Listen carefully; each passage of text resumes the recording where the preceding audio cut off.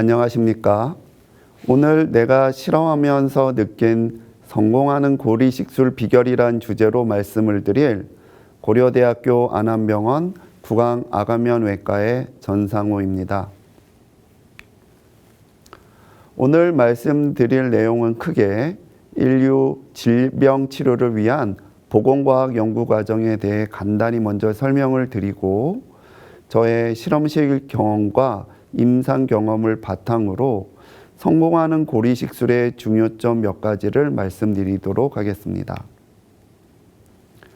첫 번째로 보건과학 연구 과정에 대해 간단히 설명을 드리면요. 보건과학 연구 과정은 크게 전 임상 연구와 단계별 임상 연구로 나눌 수가 있습니다. 임상 연구는 임상 진료와는 다릅니다. 임상 진료는 정립된 치료법이 사용되어진다면 임상 연구는 어떤 치료법을 정립하기 위한 근거 또는 자료를 모으는 것입니다. 임상 연구는 임상 시험을 행하는 보건과학의 한 분야라고 할 수 있습니다. 그래서 임상 시험이라는 것은 약물, 의료기기, 진단법, 치료 방법 등의 안전성과 유효성을 평가해서 모니터링하는 연구 실험입니다. 임상 시험은 전 임상 단계를 거쳐 확인된 물질 또는 치료 방법을 보통 1상, 2상, 3상이라 부르는 3단계 과정을 거쳐서 안전성과 유효성을 평가하게 되고, 그래서 그 과정을 통해서 안전성과 유효성이 입증이 되면 판매 허가를 내주는, 우리나라의 경우는 식약청, 미국의 경우는 FDA 같은 곳에서 승인을 받게 되고 판매에 들어가게 됩니다. 제4상 임상시험은 품목 허가 후에 시작되어지고 품목 허가 후 실시되는 모든 임상시험을 가리킵니다.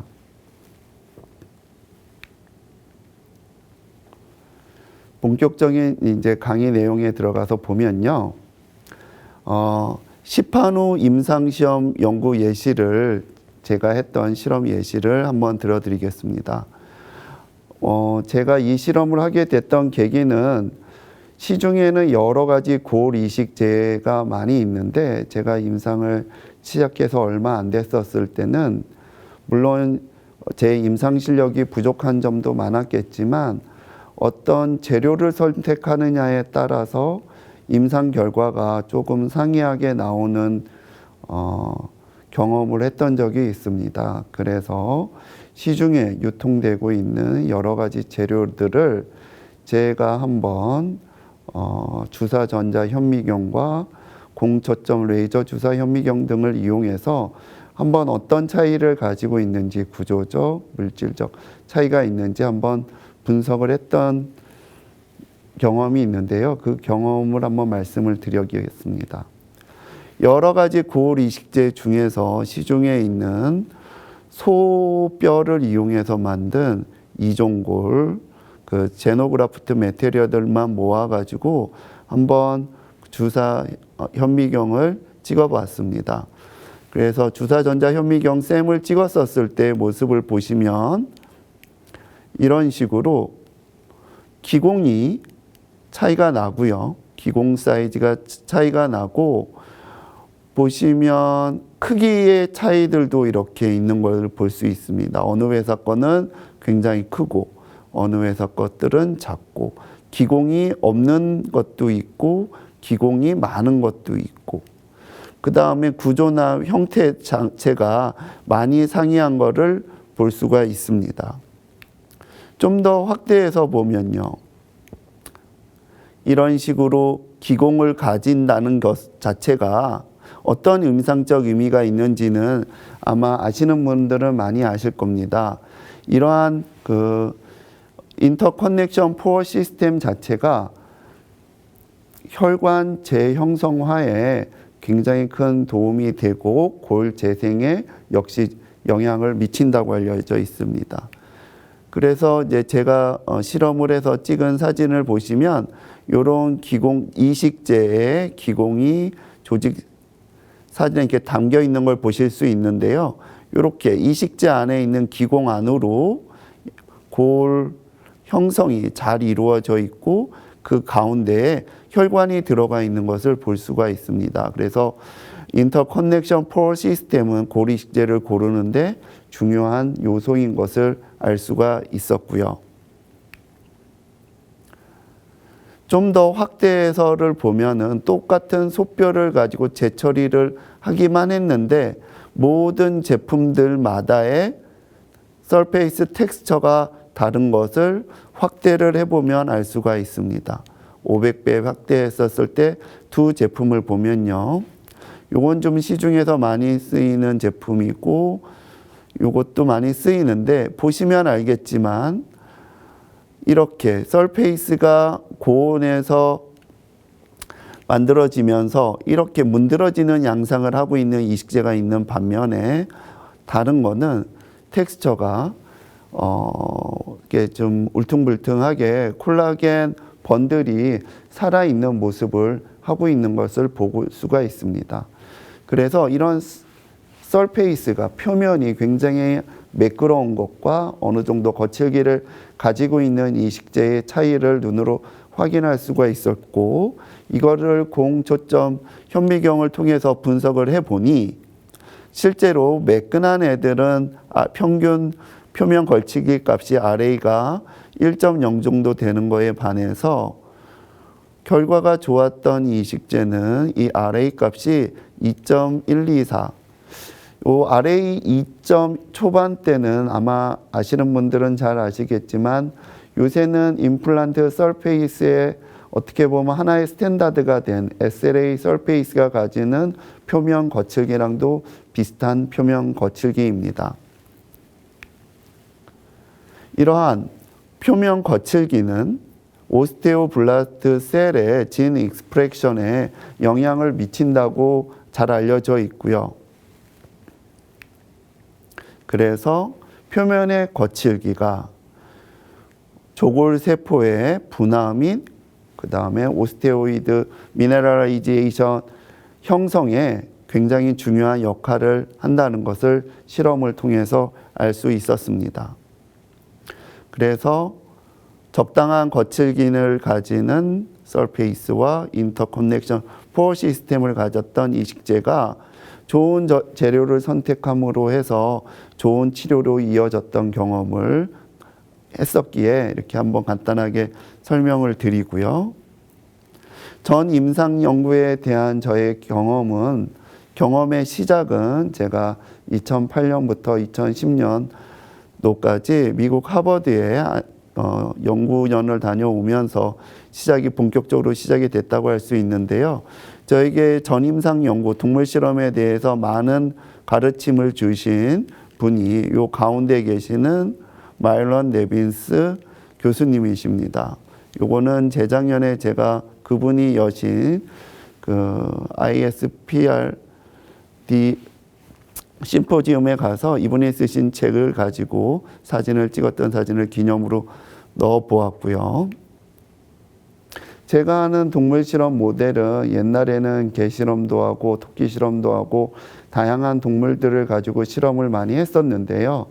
요새는 간단한 골 이식제, 골 형성능을 평가하는 동물 모델로는 레트를 가지고 이용을 해서 하고 있습니다. 레트의 칼바리아 디펙트 모델을 만들어서 이제 실험을 하는데요. 보통 크리티컬 디펙트 사이즈 8mm를 만들어서 거기에다가 어떤 새로운 물질이나 재료를 집어넣고 골 형성능을 관찰합니다. 그래서 이렇게 조직학적으로 조직을 만들어서 요 디펙트 안에 어떻게 뼈가 생기는지를 보는 게 조직학적으로 보는 게 이제 가장 기본적이었다면 최근에는 그 마이크로 CT를 촬영을 함으로 해서 시간의 변화에 따른 골 형성능을 이렇게 관찰을 할 수가 있습니다. 이렇게 보시면 3주 때 골이 이렇게 있던 애가 6주, 9주, 12주가 지나가면서 이렇게 골 형성능이 변화하는 것을 하나의 개체에서 추적 관찰이 되기 때문에 마이크로 CT를 통한 연구가 어떻게 보면 골 형성능 연구에 굉장히 큰 영향을 미쳤다고 말씀드릴 수 있는데요. 이렇게 마이크로 CT를 촬영하면서 제가 여러 가지 이식제, 물질들을 가지고 실험을 해본 결과 이럴 때는 뼈가 잘 생기지만 이럴 때 뼈가 잘 안 생긴다. 아주 극단적으로 얘기를 하면 말씀드릴 수 있었던 게 이런 겁니다. 흔한 고리식술 실패의 원인은 집어넣은 이식제가 제자리에 있지 않고 이렇게 흩어질 때, 반면에 제자리에 가만히 잘 있었을 때 뼈가 잘 만들어진다는 것을 이제 마이크로 CT 추적 분석을 통해서 알 수가 있었는데요.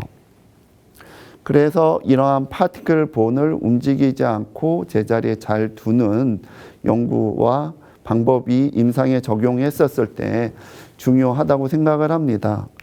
그래서 임상에서 이제 저는 이거를 이제 바이오 글루라고 표현을 하고, 임상적으로 가장 쓰기 좋은 바이오 글루는 PRF입니다. 원심 분리를 통해서 혈소판이 농축된 섬유소를 가지고 고리식제랑 믹스를 했을 때 이렇게 잘 뭉쳐지고, 이것들을 적용했었을 때 파티클 본이 흩어지는 현상을 막을 수 있죠. 이거는 이제 임상에 적용하는 거고요.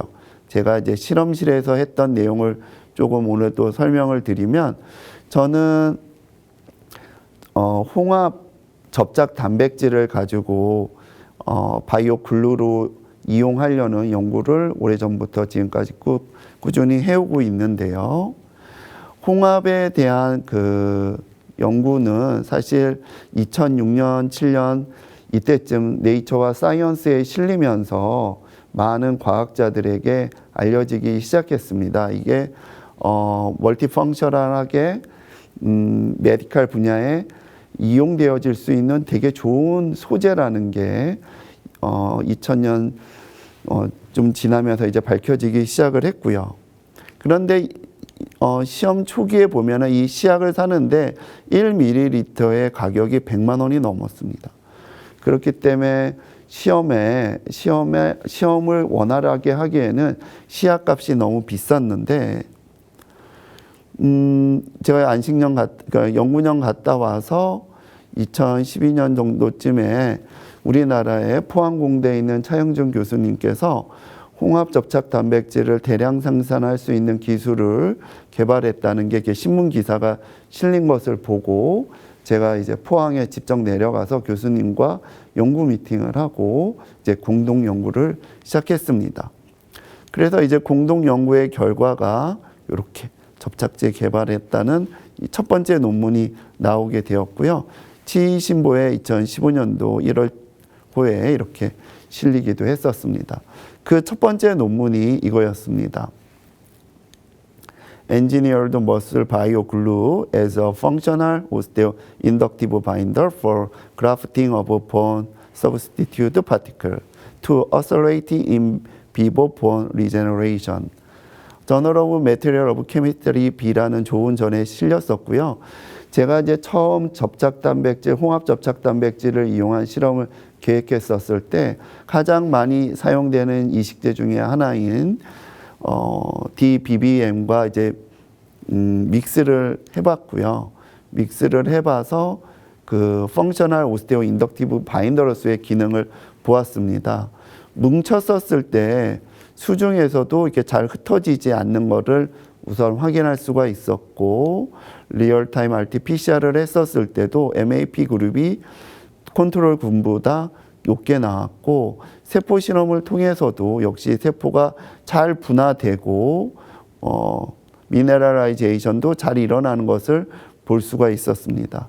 그래서 이거를 가지고 마이크로 CT 분석을 했었더니 역시 파티클 본 흩어짐 현상도 좀 적었을 뿐더러 볼륨이 얼만큼 생겼는지 그냥 하는 것보다 통계적으로 유의하게 양이 많이 생겼고, 그 리모델링 과정도 빨리 일어나서 그 새로 생긴 뼈의 하드니스가 내추럴 본하고 거의 같은 정도로 본 리모델링도 빨리 일어난다는 것을 이 실험을 통해서 알 수 있었고요. 이 다음으로 이제 몇 가지 실험들을 쭉 계속하고 있는데 또 하나 소개시켜 드릴 거는 이제 이렇게 하더라도 물성을 좀 더 높이기 위해서 HA하고 MAP를 코아서베이션이라는 방법, 객지렁이가 물 속에서 모래성을 만들어가는 이 코아서베이션이라는 방법을 플러스 차지를 가지는 홍합저착 단백질과 마이너스 차지를 가지는 HA를 같이 섞어서 좀 더 단단하게 뭉쳐지게끔 만들어서 미케니컬 프로퍼티를 올리고요. 그 다음에 헤모스태틱 성질을 좀 좋게 하는 새로운 방법을 연구해서 논문을 썼었는데요. 그 실험의 결과가 역시 코아서베이션한 그룹에서 유의하게 좋은 결과가 나왔고, 이 방법 역시 바인딩 매테리얼, 골 재생에 쓸 수 있는 바인딩 매테리얼로 좋은 결과를 얻었었습니다. 그래서 보시면 미케니컬 스트렝스 테스트에서도 역시 좋은 결과를 가졌었고요. 근데 이런 실험 결과를 이제 보면 이제 마지막엔 세크리파이스해서 조직 시편을 만들어서 저희가 이제 육안으로 어떻게 뼈가 잘 만들어졌는지를 보는데요. 뼈가 잘 만들어진 조직 시편을 보면 딱 이렇습니다. 잘 발달된 허버시안 캐널이 관찰되고 풍부한 뱃슬이 발달이 된다는 거죠. 그러니까 혈관화가 잘 되어 있어야 골 재생이 잘 되는 것 같습니다. 좀 더 확대해서 보면요, 요 하얗게 보이는 이 부위가 이제 이식제고요. 이종골 이식제고, 그 옆에 뉴본이 이렇게 만들어져 있는데, 뉴본을 만드는 부위를 잘 보면 본 라이닝 셀이 카노피를 형성하고 있고, 그 본 라이닝 셀 안쪽으로 들어가서 이렇게 보면 오스테오클라스트와 오스테오블라스트가 이렇게 잘 정렬이 되어 있는 것을 볼 수가 있고요. 이렇게 뼈가 잘 생기고 있는 곳의 특징이 딱 보면 이렇게 잘 발달된 혈관들을 볼 수 있다는 겁니다. 그래서 골 재생에서는 혈관이 잘 만들어져야지 성공적인 골 형성이 되는데, 그러면 이거를 어떻게 하면 임상에 응용할 수 있을까? 또 다른 논문을 하나 보면 아키코 마마토가 네이처에 2009년에 실린 논문에 보면은 미케니컬한 환경 자체가 오스테오블라스트의 분화나 이런 데도 영향을 미친다는 거죠. 그래서 프레셔가 없을 때 텐전이나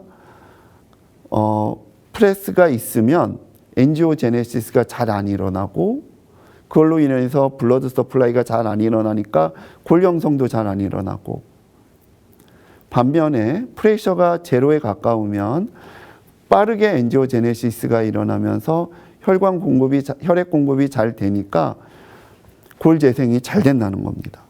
이걸 정리하면 이렇죠. 프레셔나 텐전이 생기면 페리오스티움에 이스케미아가 생기고 본로스로 이어지더라. 이거를 이제 임상적으로 적용하기 위해서는 본 어그멘테이션을 하고 수처를 해서 닫을 때인데요. 너무 이제 뼈가 늘어난 만큼 연조직이 잘 안 닫혀서 힘을 줘서 이렇게 닫다 보면 텐전이 가해지면 아까 말씀드렸던 엔지오제네시스의 혈관화에 방해가 되니까, 이럴 때 할 수 있는 방법이 페리오스티움에 릴리징 인시전을 줌으로 해서 조직이 좀 더 쉽게 닫힐 수 있도록 하는 방법이 하나 있고요. 이 방법도 있지만 또 새로운 기구가 여기 소프트 브러쉬 키팅이라고 해가지고 키트라고 해서 페리오스티움을 블런트하게 다이섹션 할 수 있는 이런 기구들도 있습니다. 그래서 이런 기구들도 이렇게 했었을 때, 이렇게 하면은 릴리징 인시전을 주지 않고도 텐전이 적게끔 만드는 플랩을 만들 수가 있다. 요 말씀 하나 드리고요. 그리고 나면 잘 다쳤다 하더라도 우리 입술 주변에는 많은 근육이 붙기 때문에 입 안에 점막에 수술을 하고 말을 하거나 음식을 먹는 걸로 인해서 그 부위에 힘이 전달될 수 있습니다. 근육에 의해서 이 점막이 당겨지거든요. 어느 식으로든. 그래서 이렇게 당겨지는 거를 차단하기 위해서 에이피칼 매트릭스 수처를 함으로 해서 입술이나 잇몸이 당겨질 때 뼈 이식을 한 크레스트 상방 쪽의 부위는 무법을 하지 않게끔, 힘이 가해지지 않게끔 에이피칼 매트릭스 수처를 통해서 텐전이 가지 않게끔, 프레셔가 가지 않게끔 하는 것이 성공적인 그 엔지오제네시스를 만들어주고 이게 성공적인 고을 이식술로 이어진다고 말씀드릴 수 있을 것 같습니다. 네, 여기까지가 제가 일부에서 설명드린 성공하는 고을 이식술을 제가 이제 실험을 하면서 느꼈던 것들을 녹여서 말씀을 드렸습니다. 잠시 후에 2부에서 뵙도록 하겠습니다.